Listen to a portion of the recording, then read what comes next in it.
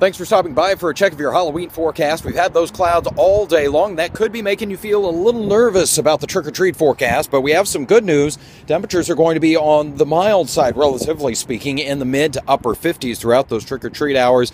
It will stay breezy. We'll have the clouds and, yes, a few scattered showers. Here's a look at TrueCast. Still, I think the earlier the kids get out there and do their trick-or-treating, the better off they're going to be. At 7 o'clock, mainly over northwest Indiana, we see those showers. They will start to quickly move to the southeast as we go through the evening.